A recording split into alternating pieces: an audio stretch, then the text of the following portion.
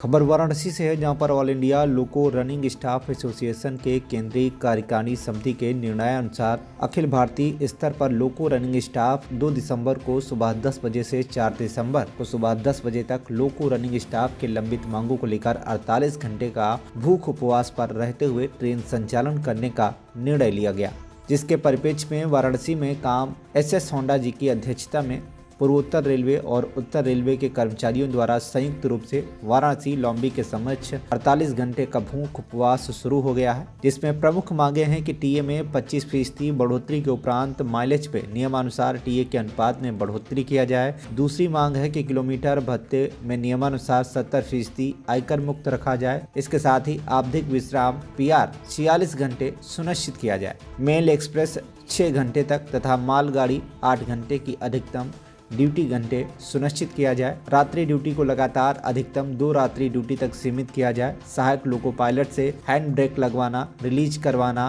9 FST बुलवाना बंद किया जाए। NPS UPS को रद्द कर OPS को बहाल किया जाए। जी नमस्कार, मेरा नाम अभिषेक कुमार है। मैं भारतीय रेल में कैंट स्टेशन पर नर्सिंग अधीक्षक के रूप में कार्यरत हूँ। अभी मैं यहाँ आया हूँ, मुझे कॉल मिला कि ये हंगर स्ट्राइक हो रही है लोको पायलट लोगों की, और आप देख सकते हैं काफ़ी लोग यहाँ पे इस समय जमा हैं और इनको ये 2 दिन के 48 घंटे पे यहाँ पे बिना खाना और पानी के हैं और इन्हें कई तरह की तकलीफ़ें हो रही हैं। जैसे कि अभी हम आए हैं, हमारे साथ एक मित्र हैं हमारे अंकित जायसवाल, जिनको अभी चक्कर, बेहोशी और थकान महसूस हो रही थी। उनका नापने पे हमें BP और शुगर दोनों लो मिला है और हमने उन्हें ORS दिया है। बाकी आगे मैं यही चाहता हूँ कि इन लोग का ये हंगर स्ट्राइक है वो सफल हो। धन्यवाद। मैं डॉली यादव बनारस से। ये डीजल लॉबी के हमारे सभी भाई NR और NER के सभी लोग यहाँ पर उपवास में बैठे हुए हैं कल से ही, और कल 10 बजे इन लोगों का उपवास छूटेगा। तो सर, हम लोगों की ये मांगे हैं कि जो माइलेज रेट बढ़ कर के है वो, तो उसमें हमारा इनकम टैक्स भी काट ले रहे हैं और किसी का तो इनकम टैक्स नहीं काटा जा रहा है। हम ही लोगों से क्यों इतनी प्रॉब्लम है रनिंग स्टाफ से?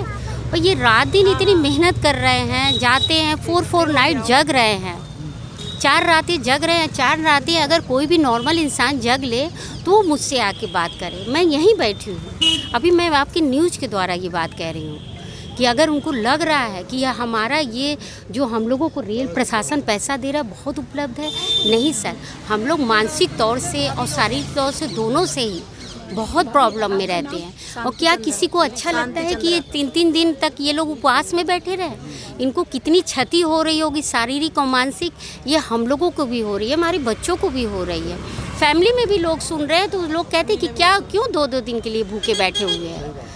तो सर, हम लोग चाहते हैं कि अगर हमारी मांगे माइलेज रेट है और दर वृद्धि है, हमारी बहुत सारी समस्या, रनिंग स्टाफ तो समस्या ही है, रनिंग स्टाफ का एक दूसरा रूप समस्या भी है। लेकिन अगर रेल प्रशासन हमारी बातों को नहीं सुनता है, नहीं समझता है, तो हम इसके बाद बहुत ही कड़ा कदम उठा लेंगे। इतना कड़ा कदम उठाएंगे कि इनकी रेल प्रशासन के हम रेल भी रोक देंगे। हम लोग किसी का विरोध नहीं करना चाहिए, हम तो गांधीवादी आंदोलन की तरीके हम लोग भूख हड़ताल करके बैठे हुए हैं। अगर हम लोग यही रुद्र रूप ले लेंगे तो रेल प्रशासन एक दिन रुक जाएगा। तब रेल प्रशासन हम लोग को नहीं कहेगा कि हमको पहले बताया नहीं गया। हम लोग कई सालों से इसी बात को रख रहे हैं, हमेशा भूख हड़ताल का आंदोलन होता है, हमेशा ये सारी बातों को रखा जाता है। तो सर, मैं चाहती हूँ कि हमारी लोग की ये समस्या है। हमारी बहुत सारी बहनें हैं जिनके हस्बैंड वाकई में डायबिटीज़ पेशेंट है, हमारी भी हैं। ये 4-4 रातें जब जाती है, रेल प्रशासन को नहीं लगता है कि वो रात में महिला अकेले होगी घर में, बच्चे अकेले हैं घर में, कोई मेडिकल की ज़रूरत पड़ती है तो हमारे हस्बैंड दूसरी जगह रहते हैं, आउट ऑफ स्टेशन रहते हैं। तो उस समय, उस वक्त जो हम लोगों के ऊपर हालात आता है वो हम लोग जान रहे हैं ना। हमारी बहुत ही गंभीर समस्या है सर, और हम लोग अक्सर रेल प्रशासन तक बहुत सारे लेटर है, बहुत सारी विज्ञप्ति है हम लोग दे चुके हैं, लेकिन फिर भी उस पर कोई रवैया, कोई कार्रवाई नहीं की जा रही है। अगर ऐसे ही रेल हमारा सम्मिलित नहीं होता है तो फिर हम रेल रोकने का भी काम कर सकते हैं। वाराणसी से नजीबुद्दीन खान की रिपोर्ट, TV1 इंडिया न्यूज़।